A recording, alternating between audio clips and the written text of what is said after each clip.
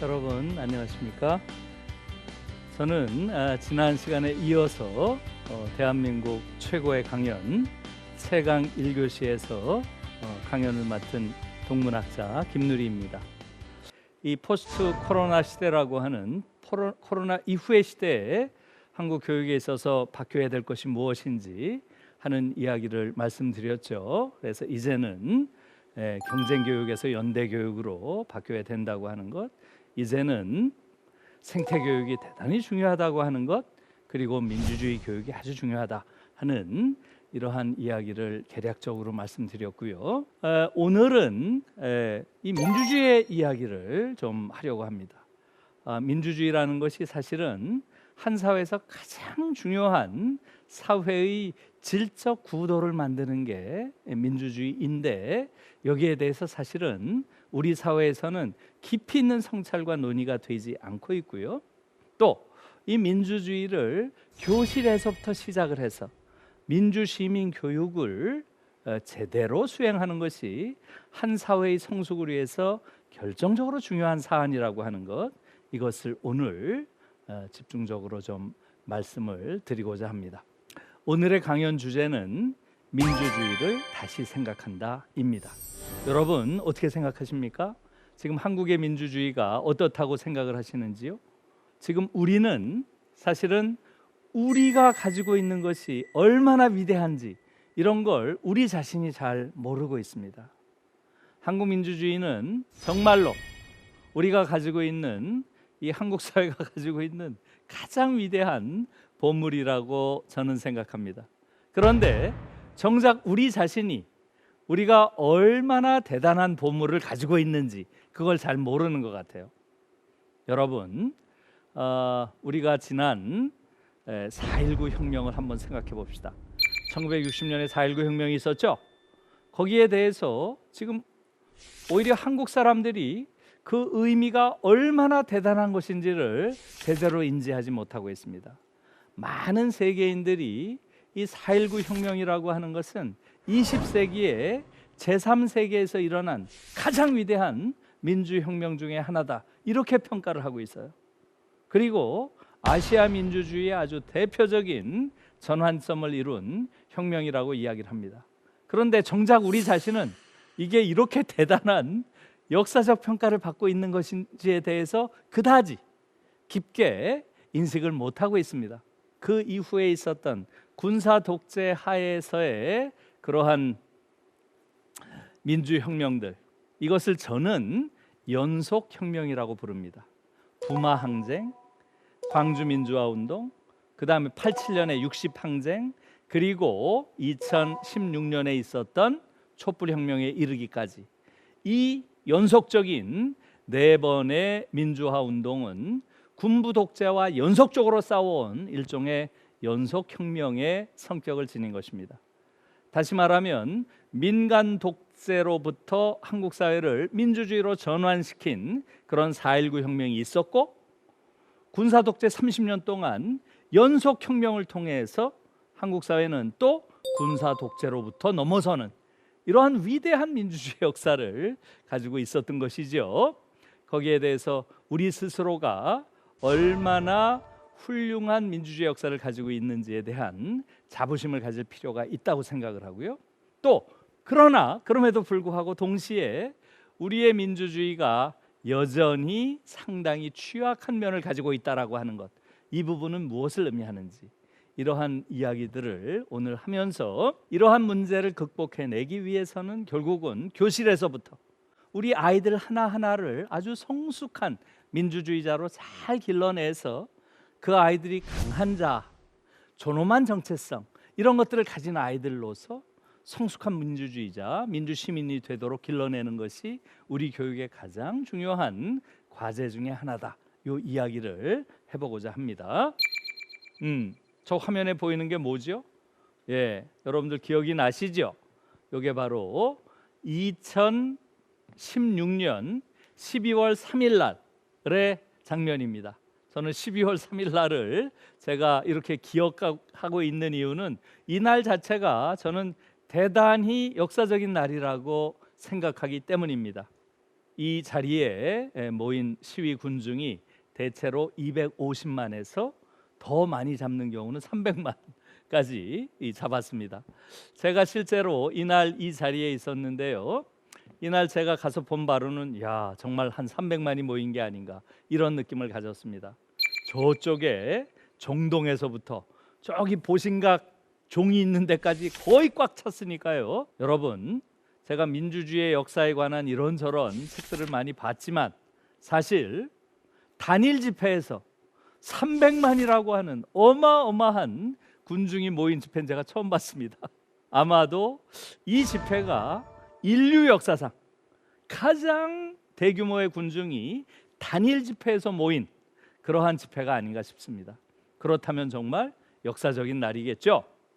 2016년 12월 3일 날 이 촛불 집회를 두고서 그 당시에 유럽에서는 지금 우리가 아는 것과는 너무나 달리 이 촛불 집회가 갖는 의미를 굉장히 높게 평가를 했습니다. 이 촛불 집회가 있고 나서 바로 한 일주일쯤 후에 독일의 디자이트라고 하는 굉장히 저명한 어떻게 보면 그 유럽 지역에서는 가장 수준이 높은 그러한 저널에서 이렇게 평가를 했습니다. 이제 미국과 유럽은 한국에서 민주주의를 배워야 한다. 이런 칼럼이 실렸어요.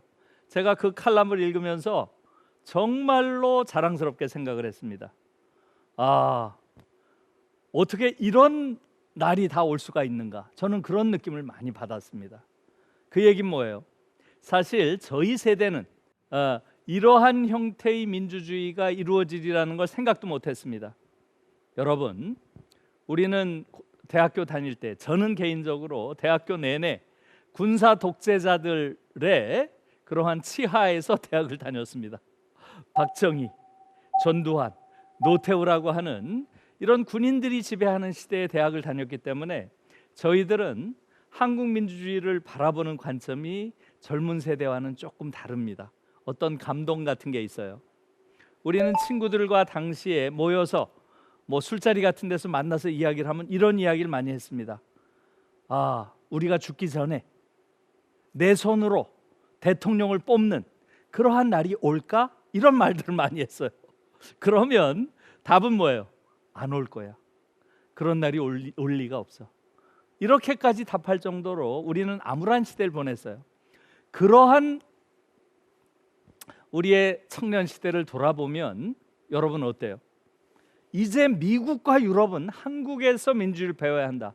이러한 칼럼은 상상조차 할 수 없는 거죠. 정말 놀라운 이야기고 저는 이것이 우리 사회가 얼마나 훌륭한 사회로 도약했는지를 보여주는 단적인 사례라고 생각합니다. 왜 이런 칼럼이 나왔겠어요? 당시에 전 세계가 민주주의의 위기를 이야기하고 있었습니다. 민주주의의 위기. 그 얘기가 뭐겠어요? 그 당시에 미국에서는 트럼프라고 하는 전대미문의 아주 독특한 대통령이 인물이 대통령이 되는 그야말로 하나의 사고가 일어난 것이고요. 프랑스에서도 마찬가지입니다. 마린 르팽이라고 하는 극우주의자가 결선 투표까지 올라갔어요. 그러니까 여러분, 우리가 근대 민주주의를 이야기할 때는 무엇을 근거로 이야기를 합니까? 미국의 독립선언, 프랑스의 인권선언, 이것이 근대 민주주의를 집약하고 있는 근대 민주주의의 원천에 해당되는 가장 중요한 문건이죠. 다시 말하면 미국과 프랑스가 근대 민주주의의 어떤 발원지라고 우리가 이야기를 하는데 그 두 나라가 완전히 위기에 처해 있는 거예요. 게다가 2015년을 전후한 시기에 시리아 난민들이 막 유럽으로 몰려오면서 유럽 전체가 극우주의 파퓰리스트들에 의해서 막 정치 지형이 동요하고 동유럽 전체가 극우 정당이 상당한 영향력을 행사하는 이러한 지경이 되니까 어떤 말이 나왔겠어요? 아, 이제 민주주의 시대가 끝나는가? 민주주의는 이제 위기에 처하는가? 이런 분위기가 전 세계를 지배하고 있던 이런 상황에서 유라시아 대륙의 맨 끝, 동쪽 끝, 그 대한민국이란 국가의 광화문이라고 하는 이러한 곳에서 너무나 성숙한 민주주의의 촛불이 막 타오르고 있는 거예요. 그리고 저쪽에 유럽에서 볼 때 경이롭게 보이는 거예요. 게다가 거의 300만 명이 모였는데도 일체의 폭력 행위가 없고 너무나 평화롭고 성숙한 그러한 집회를 펼쳤던 것이죠. 그것을 보고서 유럽 사람들이 이제는 한국에서 민주주의를 배워야 한다, 이런 말까지 나올 정도로 우리의 민주주의는 높이 평가를 받는 것이죠. 또 여러분 한번 생각해 보세요. 여러분들도 아마 보셨을 거예요. 아시아에서 민주주의를 요구하는 그러한 시위가 벌어질 때마다 한국 민주주의가 하나의 아시아 민주주의의 전범, 모델로서 늘 소환됩니다. 여러분 보셨죠? 홍콩에서, 대만에서, 최근에는 방콕에서, 태국 방콕에서 민주화 운동이 벌어질 때마다 계속 한국 민주주의가 가장 대표적인 모범 사례로 일컬어지고 있습니다. 특히 홍콩을 보니까 어때요, 여러분? 홍콩에서 놀라운 걸 아마 보셨죠? 홍콩에서 막 민주화 시위를 할 때 이무리한 행진곡을 부르잖아요. 이무리한 행진곡을. 어떤 사람은 심지어 한국말로 그걸 불러요. 정말 놀랐습니다.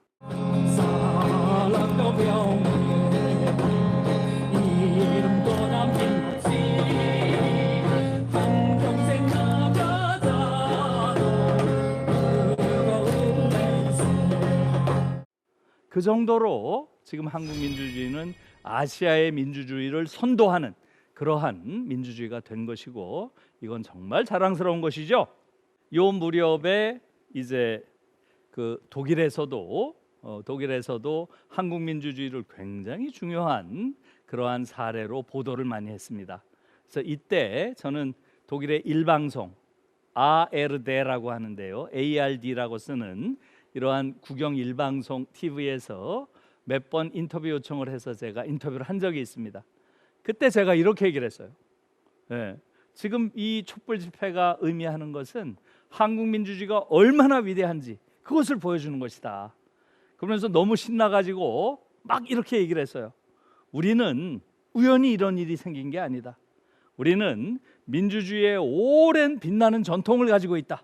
4.19 혁명, 또 광주 5.18 광주 민주화 운동, 60 민주항쟁, 그리고 촛불 집회까지 이어지는 이러한 빛나는 역사가 있다, 이렇게 얘기를 했어요. 그런데 제가 그렇게 이야기를 하면서 동시에 내가 하는 말이 좀 모순돼 있구나, 이런 것도 느꼈어요. 왜 그랬겠어요? 위대한 민주주의의 역사를 가지고 있다는 말이 뭐예요? 4.19, 5.18, 60 촛불로 이어지는 이 전체의 과정이 위대한 역사라고 하는데, 사실은 민주주의의 역사가 위대하지 않은 게 낫죠. 차라리 그냥 4.19로 끝났으면 그 민주주의 상태가 갔을 거 아니에요. 위대한 민주주의의 역사를 가졌다는 말이 모순적이라는 걸 제가 말하면서 깨달았어요. 그 얘기는 뭐예요? 우리의 민주주의가 대단히 취약했다는 이야기죠. 4.19가 결국은 5.16에 의해서 짓밟혔고요, 그 다음에 5.18도 짓밟히게 되는 거죠. 1년의 그런 과정이 있었다는 것을 이야기하는 거죠. 왜 우리 민주주의는 이렇게 취약하죠? 이제 우리가 물어야 되는 것은 왜 우리의 민주주의는 이렇게 끝없이 군사 독재의 야만으로 퇴행했는가? 그 원인을 근본적으로 묻고, 이제는 성숙한 민주주의 국가로 성장하지 않으면 안 된다라고 하는 이러한 부분에 대한 성찰이 필요하다는 거예요. 자, 저는 이 부분에 대해서 많은 성찰을 하다가 이러한 결론에 도달했습니다. 다시 말하면 이거예요. 한국에서 민주주의가 이렇게 약한 이유는, 광화문 광장에서 우리가 막 민주주의를 외치지만 지하철 타고 집에 가요. 집에 가면 갑자기 바뀌는 거죠. 집 안에 들어가서는 완전히 권위주의적인 그러한 가부장적인 그러한 가장이 되는 거예요. 그리고 그 다음날 학교에 가서는 아이들을 완전히 쥐잡듯이 들볶는 그런 권위주의적인 교사가 되고, 혹은 회사에 가서는 갑질을 일삼는 그런 상사가 된다면 민주주의 어디서 하지요? 민주주의 어디서 해요? 다시 말하면 저는 한국 민주주의의 아주 결정적인 결함은 민주주의자 없는 민주주의라는 거예요. 우리 자신이 민주주의자가 되지 않는 한 결코 아주 견고한 민주주의 체제를 만들 수 없다. 한국인들 하나하나가 다 성숙한 민주주의자가 돼야만 더 이상 군사 독재의 악몽에서 더 이상 우리가 헤매지 않는 성숙한 민주사회가 될 수 있다 하는 말씀이죠. 이해하셨죠? 예, 이게 굉장히 중요한 것이죠. 그래서 그와 관련해서 제가 한 가지를 좀 보여드릴게요. 요 그림은 다 지금 마스크를 하고 있죠. 잘 보니까 여러분 잘 보시면 아시아나 항공 사무원들이 집회를 하는 것이죠. 이것도 광화문에 나와서 집회를 하는데 그 전에 있었던 촛불 집회와 무엇이 다르죠? 가면을 쓰고 있다는 게 다른 점이죠. 예, 그래서 저는 이것을 가면 민주주의란 말을 만들어 봤어요. 아, 한국의 민주주의는 가면 민주주의가 아닌가. 다시 말하면 대통령을 비판할 때는 가면 없이 이야기하지만 사장을 비판할 때는 가면을 써야 이야기를 해요. 이것이 뜻하는 게 뭐죠? 지금 한국 사회는 이제 광장에서 대통령은 비판할 수 있지만 내 일터에서 사장은 비판할 수 없는 사회라는 거예요. 다시 말하면 광장의 민주주의와 일상의 민주주의가 괴리되어 있다는 거죠. 이게 지금 한국 민주주의의 결정적인 결함이라고 하는 것입니다. 다시 말하면 우리가 제도로서의 민주주의는 어느 정도 성취했지만 태도로서의 민주주의는 아직 갈 길이 먼다는 거예요. 우리가 일상에서는 여전히 파시즘적 사회에 살고 있다는 거죠. 일상의 파시즘. 이게 지금 한국 사회의 중요한 그러한 특성이라고 하는 것이지요. 자, 그러면 이것을 어떻게 우리가 풀어가야 될까요? 이게 가장 중요한 문제입니다. 제가 이 문제로 상당히 고민을 하고 있던 그 무렵에 테오도르 아도르노라고 하는 독일의 가장 중요한 현대 사상가가 있어요. 이 아도르노의 글을 읽다가 정말 한 대 그냥 망치로 뒤통수를 맞은 것 같은 충격을 그러한 느꼈던 때가 있습니다. 민주주의의 최대 적은 뭐겠어요? 민주주의의 최대 적은 약한 자아다. 이런 말을 하는 거예요. 이 말을 듣고 제가 상당히 충격을 받았습니다. 저는 민주주의의 최대 적은 항상 독재자들, 군사 독재자들 이런 사람이라고만 생각을 했어요. 그런데 아도르노는 완전히 관점을 뒤집은 거죠. 민주주의의 최대 적은 너라는 거예요. 너. 내 안에 있는 약한 자. 이것 때문에 민주주의가 안 된다는 거예요. 정말 놀라운 이야기죠. 저는 이 이야기를 가지고 한국 사회를 새롭게 보기 시작했어요. 저는 분명하게 한국의 민주주의가 안 되는 이유를 이 말을 듣고서 깨달았습니다. 바로 한국인들이 너무나 약한 자아를 가지고 있으니까 민주주의 못하는 거예요. 약한 자아를 가지고 있는 그러한 구성원들로 이루어진 공동체, 이루어진 사회는 민주주의 못한다는 거예요. 그래서 독일에서는 바로 이 약한 자아를 가진 이러한 사람들을 강한 자아를 가진 자로 길러내는 것, 이것이 민주주의의 기반을 단단하게 하는 것이다. 이렇게 생각을 한 거예요. 그래서 교육의 목표도 바로 민주주의가 강한 사회가 되려면 그 구성원들의 자아를 강하게 해야 된다. 이렇게 생각을 한 거죠. 이 맥락에서 한국 교육을 한번 돌아보세요. 그러면 여러분들이 금방 모든 게 이해가 됩니다. 모든 게 이해가 돼요. 한국 사회를 구성하는 한국인들의 자아가 너무나 약해요. 왜 약할까요?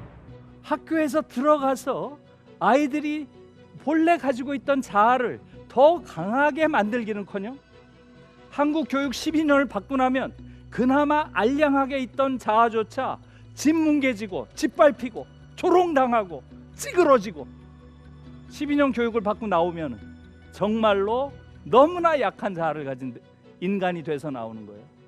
열등감, 좌절감, 무력감, 절망감 이런 것들로 가득 찬 사람들로 나오는 거예요. 이게 무슨 교육이냐고요. 다시 말하면 저는 한국 교육이 한국 민주주의의 최대 적이라고 생각해요. 그런 맥락에서 우리 아이들을 강한 자아를 가진 아이들로 키워내기는커녕 그나마 가지고 있던 자아조차 다 뭉개버리는 이러한 교육을 지금도 하고 있는 거예요. 끊임없이 아이들을 경쟁시키면서 그 안에서 1등만 존중받는 이러한 교실에서 어떻게 강한 자아를 가진 아이들이 자라날 수 있겠어요? 대다수의 아이들이 학교 안에서 자아가 약해집니다. 그렇기 때문에 이렇게 학교에서 약한 자아로 왜곡되어 있는 아이들이 사회에 나가서는 사회 안에서 어떻게 강한 자아를 가질 수 있겠어요? 사회 안에서도 아무런 저항을 하지 못하고 그 사회 속에서 그저 굴종하는 그러한 인간이 될 수밖에 없는 것이죠. 이것이 한국 민주주의의 핵심적인 문제라는 거예요. 이게 바로 아도르노가 우리에게 던져주는 너무나 중요한 이야기입니다. 자, 그러면 한국 민주주의를 근본적으로 아주 성숙한 그런 강한 민주주의로 만들기 위해서는 어떻게 해야 돼요? 답이 나와 있죠. 저는 아도르노의 저 말이 답이라고 생각합니다. 다시 말하면 학교에서부터 모든 아이들이 강한 자아를 갖도록 가르쳐야 되겠죠. 제가 처음에 독일에 가서 너무나 놀랐어요.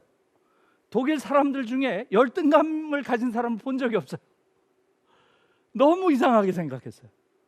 아니 어떻게 이 사회에는 열등감을 가진 사람이 없나? 어떤 일을 하든 간에 자기가 하는 일에 대해서, 자기 삶에 대해서, 자기 자신에 대해서 너무나 당당해요, 사람들이. 그게 정말 이상하게 생각했어요. 나중에 보니까 이해를 했어요. 왜 그랬겠어요? 교육이에요, 교육. 결국은 교육을 통해서, 아까 말씀드렸죠, 지난번 강연에서 아이들을 경쟁시키면 안 된다, 경쟁 교육은 야만이다 하는 게 독일 교육의 핵심 원리라 그랬죠. 그러다 보니까 아이들을 경쟁시키지 않다 보니까 모든 사람들이 다 스스로 굉장히 높은 자존감을 가지고 있어요. 나는 저 아이와 다를 뿐이지 나는 저 아이보다 열등하다, 이런 느낌을 가진 사람이 없는 거예요. 경쟁을 시키지 않으니까, 비교하지 않으니까. 이해를 하셨죠? 이러다 보니까 독일 교육에서는 굉장히 강한 자아를 가진 아이들을 길러내게 된 것이고요, 이들이 성숙한 민주주의의 기반이 된 거예요. 이것은 한국 교육은 정반대로 간다는 이야기죠. 그래서 여러분, 가장 중요한 게 바로 그겁니다. 강한 자아를 만드는 게 민주주의의 가장 중요한 과제가 됐죠. 자, 그러면 강한 자아 어떻게 만들죠? 강한 자아 어떻게 만들어요? 이 문제가 지금 가장 중요한 문제가 되는 거예요.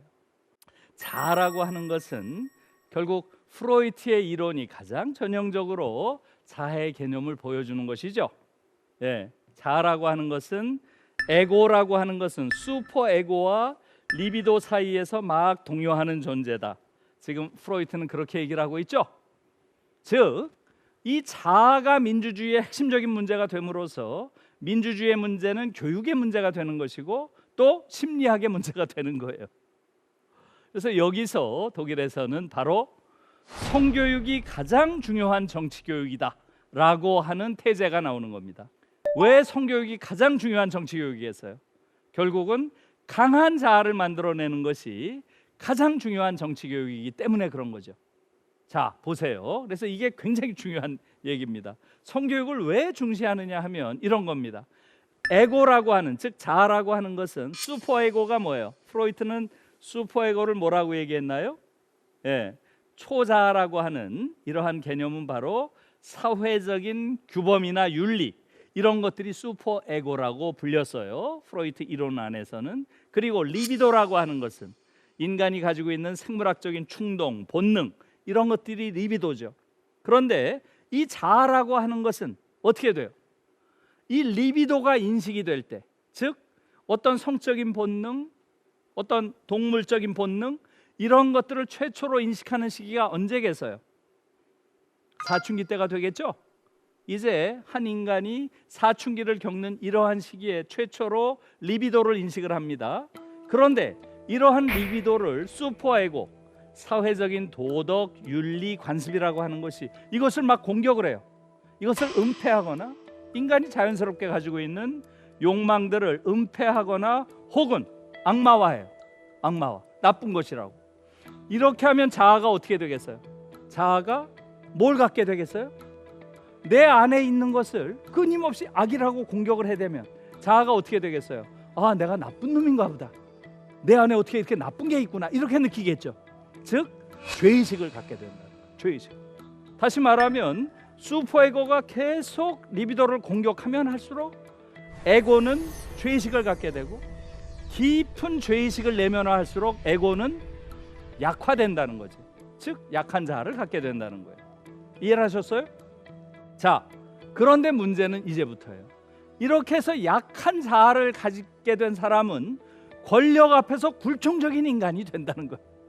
이것이 유명한 권위주의 성격 이론이라는 겁니다. 자, 그렇다면 어떻게 해야 되겠어요?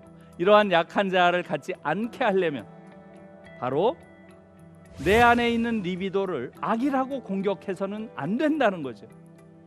그러니까 독일 성교육에서 가장 중요한 것은 바로 이 리비도를 악이라고 공격함으로써 에고가 죄의식을 갖도록 해서는 안 된다고 하는 것, 이게 독일 성교육의 핵심입니다. 그러면 어떻게 해야 돼요? 윤리적인 방식으로 악마화하는 이러한 죄의식을 만드는 교육은 안 되고, 그러나 성이라고 하는 것은 뭡니까? 한 인간의 생명에 관계되고 또 한 인간의 인권에 관계된 가장 중요한 영역이죠. 그러니까 죄의식을 가져서는 안 되고 그 대신 책임의식을 가져야 된다고 가르쳐야 된다는 거예요. 이게 독일 성교육의 가장 핵심적인 이유입니다. 그래서 독일에서 성교육을 시키는 것은 단순히 실용적인 차원이 아니라 바로 성교육을 통해서 아이들이 약한 자아를 갖지 않도록 만들고 그 대신 강한 책임의식을 갖도록, 성윤리를 갖도록 그렇게 가르치고, 그럼으로써 성숙한 민주 시민이 되도록 가르쳐야 된다고 하는 것이죠. 독일에선 그래서 어려서부터 이런 류의 성교육을 통해서 아이들에게 강한 그런 자아를 길러주고 강한 정체성을 부여하는 것을 독일의 민주교육의 아주 중요한 요소로 보고 있다는 것이죠. 이 성교육과 관련해서는 가장 중요한 인물이 지금 화면에 나오고 있는 윌헬름 라이히라고 하는 인물입니다. 윌헬름 라이히. 이 말은 독일의 성교육에서 늘 인용되고 있는 말이에요. 제가 한번 읽어볼게요. 아이의 자연스러운 성을 도덕적으로 억압하는 것은 불안하고 소심하고 복종적이고 권위를 두려워하는 아이, 세상 말로 얌전하고 말 잘 듣는 그러한 아이를 만들어낸다. 그것은 인간의 저항 능력을 마비시키고 성적인 사유를 금지함으로써 사유 일반을 억압하고 비판 능력을 거세한다. 이 이야기, 여기서 지금 노란 글씨로 나와 있는 이 부분이 독일에서 성교육을 강조하는, 중요시하는 아주 중요한 두 번째 이유예요. 성교육을 하지 않으면 결국은 어떻게 해요? 성적인 사유를 제일 먼저 금지하죠. 여러분들도 아마 성장하는 과정에서 많이 느꼈을 거예요. 어떤 성적인 영역에 대한 질문을 한다거나 하면 부모들이 야, 그런 건 생각하지 마. 왜 그런 질문을 하니? 이렇게 이야기를 함으로써 아이들은 최초로 금지라는 경험을 합니다. 금지. 아, 이 영역은 말하면 안 되는구나. 이러한 경험이 굉장히 부정적인 영향을 미친다는 거예요. 그것은 성적인 사유의 금지에 그치지 않고 사유 일반을 금지하게 되는 그러한 습관을 들이게 한다는 거예요. 그렇게 하면서 한 인간에게 비판 능력을 거세해 버린다는 거죠. 이해를 하셨어요? 그래서 성교육이 중요한 거예요. 저는 바로 윌헬름 라이히가 지금 지적하고 있는 이러한 부분이 한국 교육에서도 그대로 나타나고 있다고 봐요. 한국에서는 사실상 이런 류의 성교육을 전혀 하지 않기 때문에 아이들이 성적인 금기사항을 어려서부터 내면화하고 그것이 사유 일반에 대한 금기적인 사유가 아이들에게 하나의 습성으로 내면화되고 그것은 우리 아이들의 비판 능력을 거세하는 중요한 그러한 과정이 되는 것이죠. 그래서 그런 맥락에서 이 성교육의 문제가 굉장히 중요한 것이고요. 그 다음에 이제 민주시민을 길러내기 위해서는 역시 이 정치교육이 굉장히 중요한 것이고요. 그래서 정치교육에서는 독일 교육이 이 비판교육이라고 하는 것은 지난 시간에 독일 교육을 이야기할 때 제가 좀 말씀을 드렸죠. 독일에서는 아이들에게 바로 이 비판 능력을 길러주는 것을 교육의 가장 중요한 그러한 주제라고 생각을 한다고 말씀을 드렸고요. 그 다음에 독일 교육에서 중요한 것은 바로 반권위주의 교육입니다. 그러니까 일체의 권위주의에 맞설 능력을 아이들에게 가르쳐야 된다는 거예요. 그래서 학교에서도 아이들과 학생 사이에, 아이들과 교사 사이에, 아이들 사이에 일체의 권위적 관계를 만들어서는 안 된다고 이야기를 합니다. 여러분, 반권위주의 교육의 대표적인 사례를 제가 한번 예를 들어볼게요. 6.8 혁명이 반권위주의 혁명이었다라는 것을 보여주는 대표적인 사례가 이런 겁니다. 6.8 혁명 이전에는 여러분들이 저를 부르려면 무지하게 복잡했어요. 손을 들고 이렇게 얘기를 해야 돼요. Sehr geehrter Herr Professor Dr. 누리 킴 이렇게 불러야 돼요. 엄청나게 복잡하죠. 한번 질문하려면. 아주 존경하옵는 교수이자 박사이신 김누리 씨 이렇게 부르는 거예요. 벌써 그 호칭에서 얼마나 켜켜이 쌓여있는 권위주의가 느껴져요. 그래요, 안 그래요? 그런데 6.8 혁명 이후에는 어떻게 불렀어요? 어떻게 불렀겠어요, 여러분? 딱 한 단어로 불렀어요. 한 단어로. 그 긴 거를 다 빼고 뭐라고 불렀겠어요? 누리 이렇게 부르는 거예요. 누리. 교수와 학생 사이에 서로 이름을 부르는 관계로 바뀐 거예요. 어때요? 이거야말로 혁명이죠. 이거야말로 문화혁명이죠. 이것이 바로 6.8 혁명 이후의 독일 사회였고요. 학교에서부터 반권위주의 교육을 통해서 모든 인간이 평등한 대등한 관계의 삶을 살아야 된다고 하는 것이 학교에서도 이루어진 겁니다. 특히 여기서 중요시한 게 바로 저항권 교육입니다. 저항권 교육. 아이들에게 저항하는 능력을 키워줘야 한다는 것이 학교에서 가르쳐야 될 가장 중요한 그러한 능력이라는 거예요. 그래서 이 저항권 교육에 대해서는 제가 그 사례를 하나 여러분들에게 들어서 보여드릴게요. 수용할 수 없는 지배관계와 사회적 억압에 대한 저항 능력, 저항 기술에 대한 지식, 개혁적 혹은 혁명적 성격의 기획을 실현하는 능력을 가르쳐야 하고 주어진 사회적 규범을 자유로이 당당하게 받아들이거나 거부하고 경우에 따라서는 다른 규범을 선택할 수 있는 능력을 학교에서 가르쳐야 한다. 이것이 바로 독일에서 저항권 교육이라는 것을 얼마나 중요시하는지를 대표적으로 보여주는 그러한 사례라고 할 수 있겠죠. 그래서 지난 시간에 아마 여러분들이 독일의 어린 학생들이 시위를 하는 모습을 본 적이 있죠. 그런 것들이 다 이런 기본적인 저항권을 말하자면 교육의 중요한 하나의 내용으로 삼고 있다는 것을 보여주는 것이다. 이렇게 이야기를 할 수 있겠습니다. 독일에서 아이들에게 가르쳐야 될 가장 중요한 세 가지 능력이 있습니다. 저항하는 능력, 분노하는 능력, 공감하는 능력입니다. 놀라운 이야기예요. 학교에서 바로 이것을 가르쳐야 된다고 하는 거예요. 제일 중요한 게 뭐겠어요? 권력의 억압에 저항해야 된다는 거예요. 권력이 억압하면 거기서 저항하는 능력을 어려서부터 가르쳐야 된다는 거예요. 두 번째, 사회적 불의를 봤을 때 분노해야 된다는 거예요. 우리는 지금 이러한 불의를 보고 분노하는 능력을 배워본 적이 있어요? 우린 그것을 외면하거나 기피하는 능력을 어떻게 보면 배우죠. 왜 그런데 관여하느냐? 절대 그런데 관여하지 말라. 이렇게 가르치는 거 아니에요? 네? 그 다음에 타인의 고통에 공감하는 능력. 정말 놀라운 이야기입니다. 타인이 고통할 때 거기 공감할 수 있어야 된다는 거예요. 여러분, 지금 이 세 가지 능력, 저항하는 능력, 분노하는 능력, 공감하는 능력, 이것을 왜 민주시민의 가장 중요한 3대 능력이라고 중요시했겠어요? 바로 이 세 가지 능력의 결여 때문에 히틀러 파시즘이 등장한 거예요. 당시에 독일 시민들이 이러한 능력을 가지고 있었으면, 이렇게 저항하고 이렇게 분노하고 이렇게 공감하는 능력이 있었으면 히틀러 파시즘을 저지할 수 있었겠죠. 그래서 이렇게 중시하는 거예요. 그렇기 때문에 여러분들이 지난 시간에 봤던 그 초등학교 학생들이 그렇게 사회적인 약자들에 대해서 공감하는 그러한 능력이 그렇게 높은 것이고요. 이러한 능력이 바로 독일이란 사회를 전 세계에서 가장 존경받는 그러한 나라로 만들어낸 아주 결정적인 요인이라고 생각을 하는 것입니다.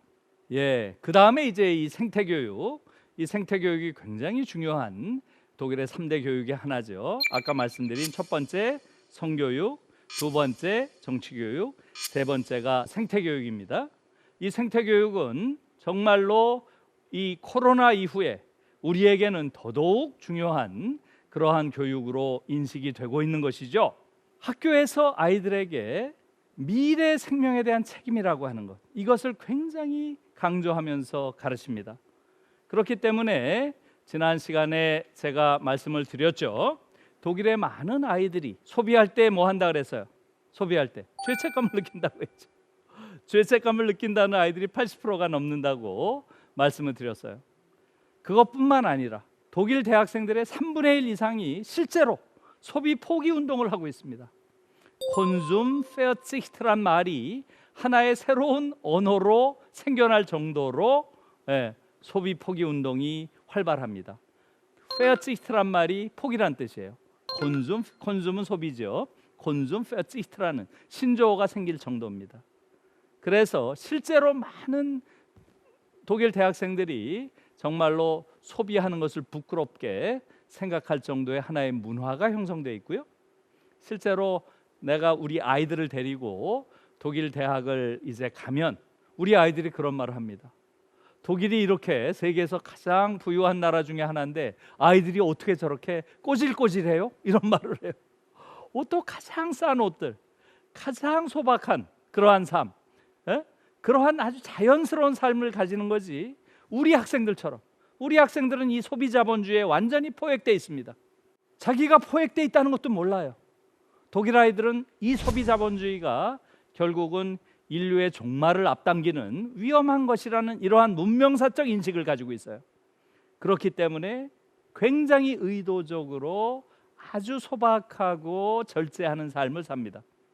여러분, 그래서 얼마 전에 독일에서 나온 책 한 권이 굉장히 베스트셀러가 됐어요. 그 책 제목이 뭔지 아세요? 바로 풍요로부터의 해방입니다. 풍요로부터 벗어나야 된다는 거예요. 그것이 인간이 인간답게 살아갈 수 있는 답이라고 하는 것이죠. 그래서 지금 여러 가지 이 생태 문제와 관련해서는 독일 학생들이 보여주는 게 많이 있고요. 그중에 제가 예로 많이 드는 게 바로 플룩샴이라는 겁니다. 플룩샴이라는 신조어도 생겼어요. 플룩이라는 게 플라이트, 비행이란 뜻이고요. 샴이라는 게 쉐임, 부끄러움이에요. 비행기 타는 데 대한 부끄러움이란 말이 생겼어요. 왜냐하면 이 비행기라고 하는 것이 가장 자연 생태계를 훼손시키는 아주 주된 요인이라는 거예요. 그래서 비행기를 가능한 타서는 안 된다는 거예요. 가능한. 그렇게 생각을 합니다.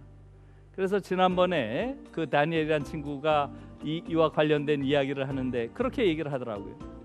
자기들은 고등학교 시절에 가장 많이 수학여행을 가는 곳이 스페인이었대요. 그런데 어느 순간부터 더 이상 스페인으로 수학여행 가는 게 다 없어졌대요. 바로 비행기가 환경을 아주 심각하게 훼손한다고 하는 인식을 갖고 난 뒤부터는 수학여행 일체 안 간답니다. 그러면 어떻게 하느냐? 바로 동네 뒷산에 텐트를 쳐놓고 며칠 동안 거기서 지낸대요. 자기들끼리. 그것이 수학여행을 대체했다고 합니다. 그런 정도의 생태의식이 굉장히 높은 것이죠. 지금 성교육, 정치교육, 생태교육이라고 이야기했죠. 이것이 뜻하는 게 뭐예요? 성교육이야말로 자아교육이라고 그랬죠. 자아교육. 강한 자아를 어떻게 만들 것인가. 이 이야기는 성교육이라고 하는 것은 자기 자신과 어떻게 올바른 관계를 맺을 것인가를 가르치는 것이고요. 그 다음에 정치교육은 타자와 어떠한 관계를 맺는 게 좋은 것인가. 이것을 가르치는 게 정치교육이죠. 그 다음에 생태교육은 자연과 어떠한 관계를 맺는 것이 우리에게 필요한 것인가. 이걸 가르치는 거예요. 그래서 이것을 굉장히 중시하는 독일의 3대 교육이라고 말씀드릴 수 있고요.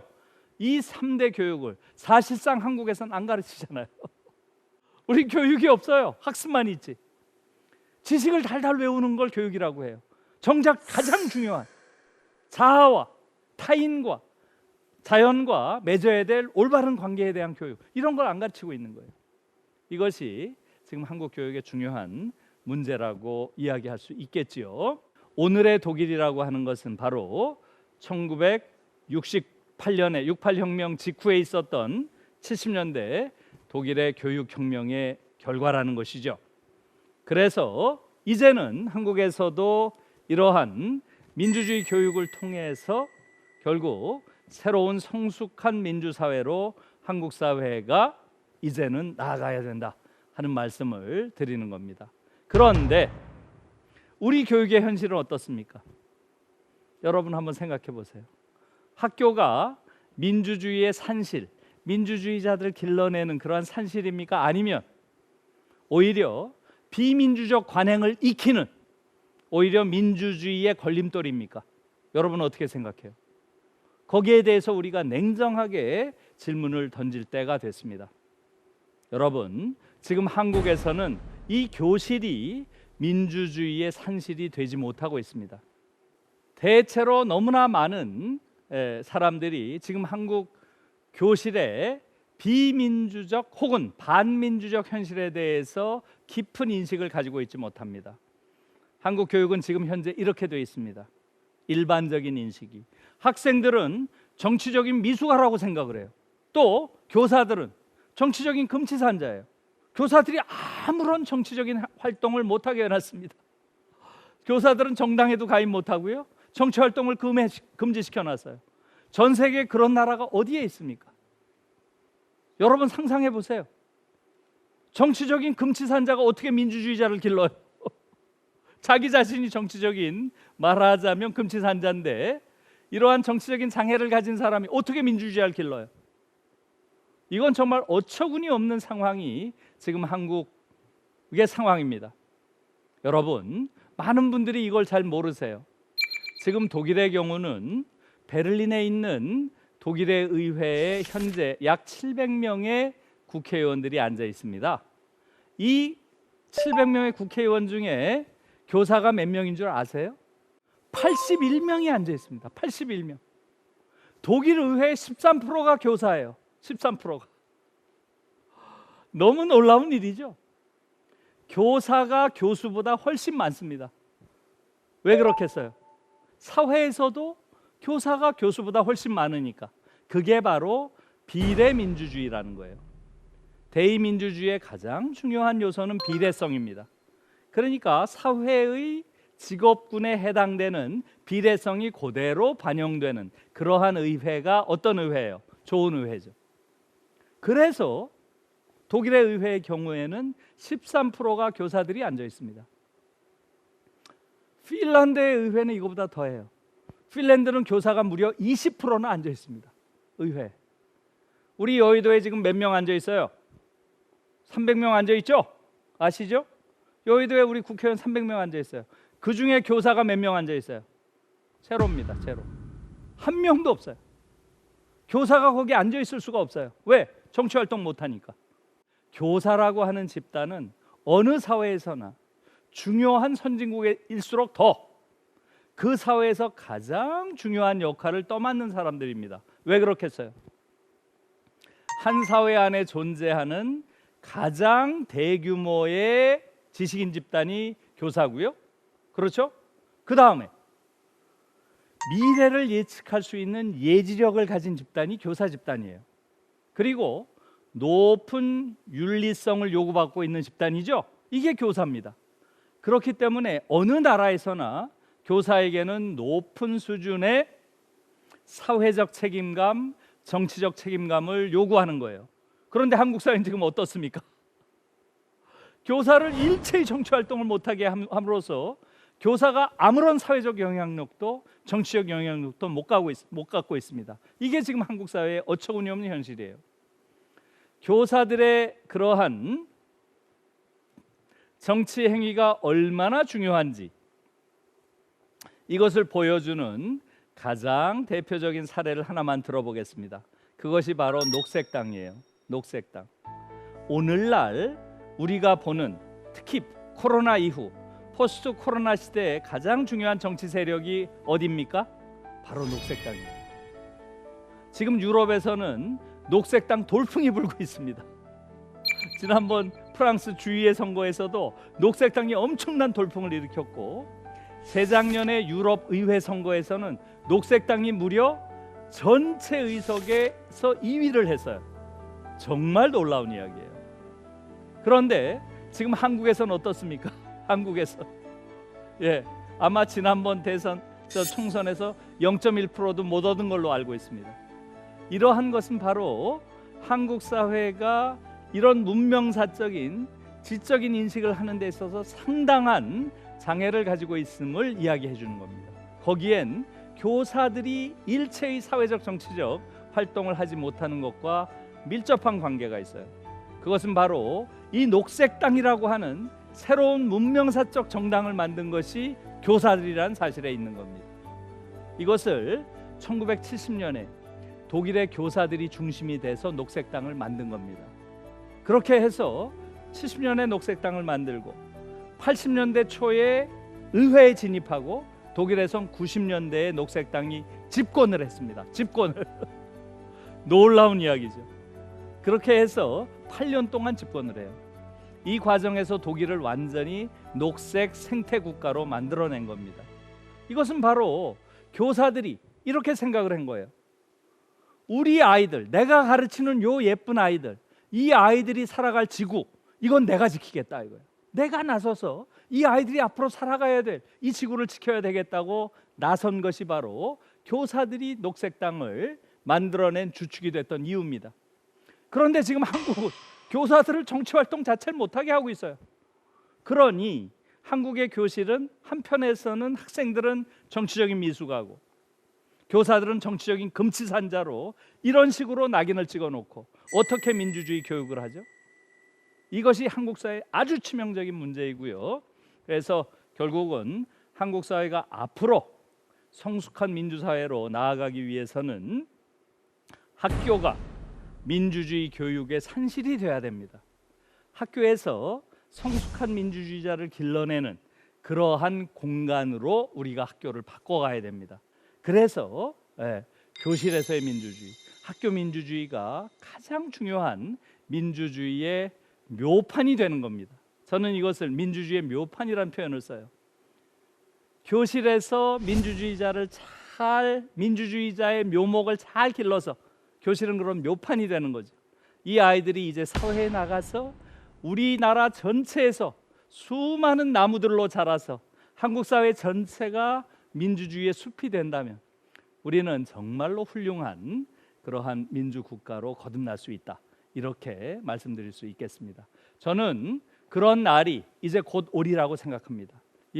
오늘 결국은 한국 민주주의에 대한 긴 이야기를 했고요. 또 한국 민주주의가 정말로 온전한 민주주의로 또 한국 민주주의가 성숙한 민주주의자를 길러내는 그러한 민주주의로 나아가기 위해서 필요한 것들을 교육과 관련해서 지금까지 말씀을 드렸습니다.